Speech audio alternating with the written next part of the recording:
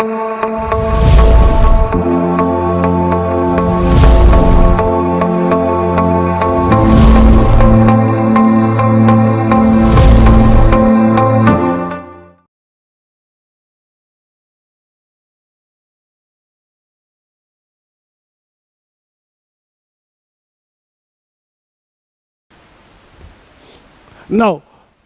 the problem is Dr2044. Arrange the following carbocations in decreasing order of their stability. Here we have three questions, P, Q and R. Each question has 4 species which has to be arranged in decreasing order of their stability. See. The fundamental of the question is, all of these are carbocations and we have to arrange them in decreasing order of their stability.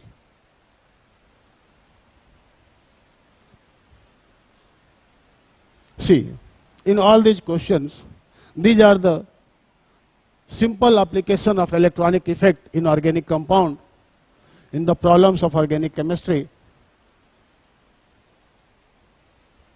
अब जैसे हम question number P की बात करें, carbocation यहाँ पे octet incomplete है, यहाँ भी ऑक्टेट इनकम्प्लीट है, यहाँ भी ऑक्टेट इनकम्प्लीट है और यहाँ भी ऑक्टेट इनकम्प्लीट है. All these species have incomplete octet. They have only 6 valence electrons. Remember,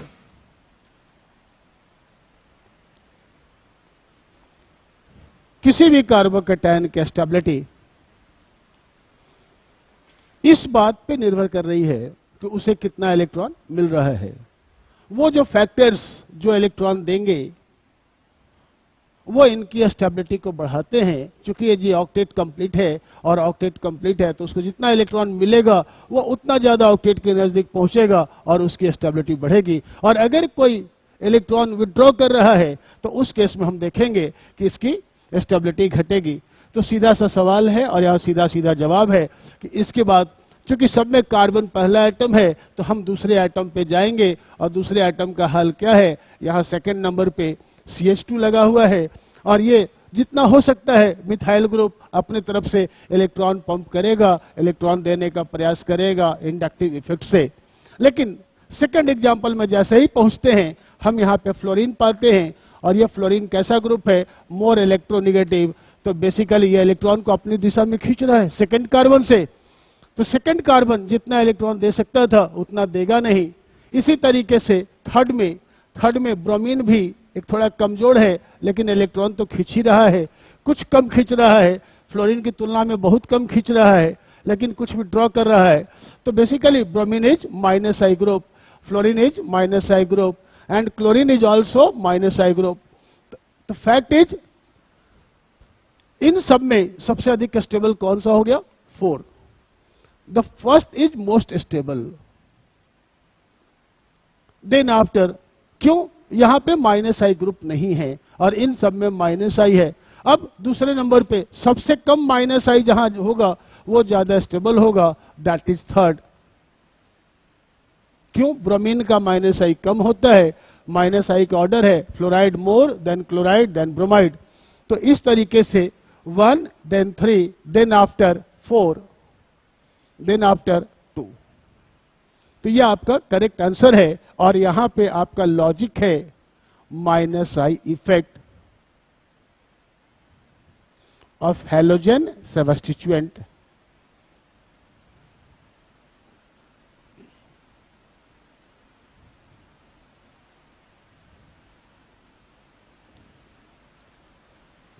अब हम लोग आते हैं क्वेश्चन नंबर Q पे. इस Q के अंदर में भी सिमिलर कंसेप्ट है, कार्बोकैटायंस हैं और इन सभी कार्बोकैटायंस पे अलग अलग एल्काइल ग्रुप्स बैठे हुए हैं.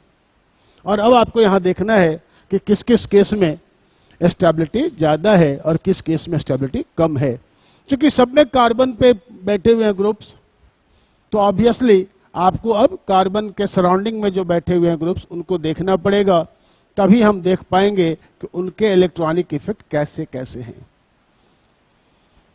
यहां पर पहले नजर में कोई ऐसा -I-M ग्रुप +I+M ग्रुप नजर नहीं आ रहा है। हाँ, जो बातें नजर आ रही हैं वो ये नजर आ रही हैं, अल्फा हाइड्रोजन नजर आ रहे हैं जो कहीं ना कहीं हाइपर कंजुगेशन के माध्यम से स्टेबल कर सकते हैं।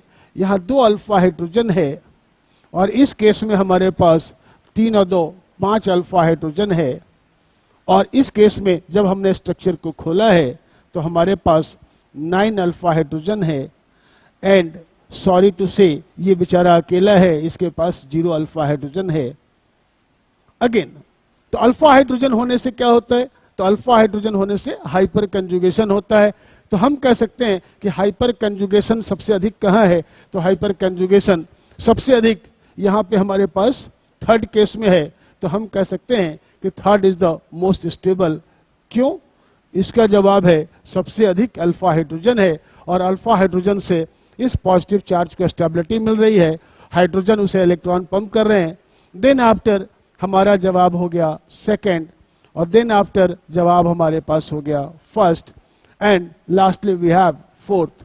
The logic is number of alpha hydrogen and that is also proportional to hyper conjugation effect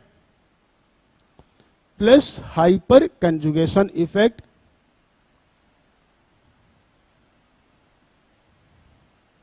which is proportional to stability of carbocation. Again, अब हम लास्ट क्वेश्चन में चल रहे हैं। यहां पर भी हम ध्यान रखें कि ये सारे भी कार्बोकैटायंस का केस है और कार्बोकैटायन की स्टेबिलिटी से जुड़ा हुआ है। तो आपको यहाँ भी ध्यान रखना होगा कि वो कौन कौन से फैक्टर हैं जो यहाँ पे ऑपरेट कर सकते हैं। तो कंसेप्ट बड़ा सिंपल सा है कि यहाँ भी वही कंसेप्ट है कि हमारे पास पॉजिटिव चार्ज है, आसपास में कोई एटम्स हों तो ठीक है। तो यहाँ दिख रहा है कि यहाँ पे हमारे पास 2 हाइड्रोजन तो यहाँ हो गए, 2 यहाँ हो गए, 2 यहाँ हो गए। देखने में 6 अल्फा हाइड्रोजन यहाँ है और देखने में एक तो यहाँ हो गया और एक यहाँ हो गया, तो 2 अल्फा हाइड्रोजन है। और इसके साथ साथ ये हमारे पास 2 डिग्री कार्बन है और ये हमारे पास 3 डिग्री कार्बन है। यहाँ पर देखेंगे ये भी हमारे पास 3 डिग्री कार्बन है और अल्फा हाइड्रोजन का जहाँ तक सवाल है 3, 2, 5 और 1 6 अल्फा हाइड्रोजन है। और यहाँ पे हम देखेंगे कि ये हमारे पास 1 डिग्री कार्बन है जिस पर 1 ही अल्फा हाइड्रोजन है। लेकिन एक बात अब ध्यान रखना, एक जो और बात, यहां तो ये हम लोगों ने देखा है सिंपल अल्फा देख रहे हैं। सबसे बड़ी बात जो हमें अब ध्यान रखनी है कि क्या हाइपर कंजुगेशन में ब्रिजहेड के हाइड्रोजन भाग लेंगे?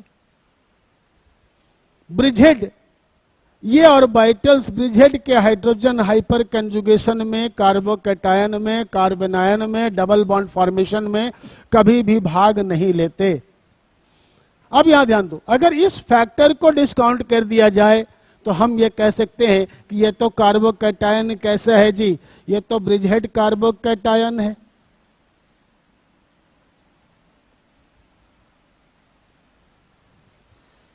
और यहां पे अल्फा हाइड्रोजन, इफेक्टिव अल्फा कितनी है हमारे पास?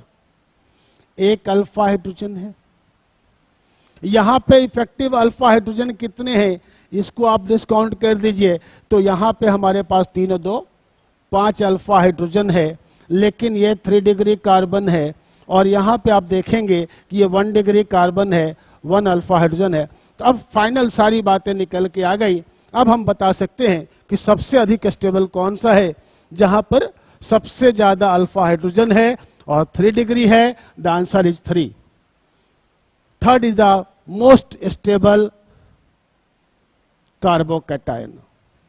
और थर्ड के बाद कौन सा है जहां पर उससे कम होगा? और वो कौन सा है कि यहां पे हमारे पास देख रहे हैं ये 2 डिग्री भी है और इसके साथ साथ हमारे पास अल्फा हाइड्रोजन भी है। तो ये बात हम दिमाग में डालें कि ये 2 डिग्री होने के कारण थर्ड के बाद सेकंड की बारी आएगी और उसके बाद किसकी बारी आएगी, 1 डिग्री की, क्योंकि 1 डिग्री पे इंडक्टिव इफेक्ट तो कुछ होगा नहीं, और उसके साथ साथ अल्फा हाइड्रोजन भी 1 है, answer is 4. And finally we have the last one, the first, the reason is bridgehead. तो ये अपना सीक्वेंस हो गया कि 3rd is the most and 1 is the least. ये स्टेबिलिटी ऑफ कार्बोकैटायन का ऑर्डर है. Arrange the following carbocations in decreasing order of their stability. Logic is, first case में हम लोगों ने इंडक्टिव इफेक्ट को यूज किया, सेकंड केस में हाइपर कंजुगेशन को यूज किया, और थर्ड केस में इंडक्टिव इफेक्ट, हाइपर कंजुगेशन, और इन दोनों के साथ साथ एक और सा कंसेप्ट आ गया हमारे पास ब्रिजहेड कार्बोकैटायन का. ब्रिजहेड कार्बोकैटायन सबसे कम स्टेबल होंगे. एंड इसी के साथ ये क्वेश्चन आपका कंप्लीट. Thank you.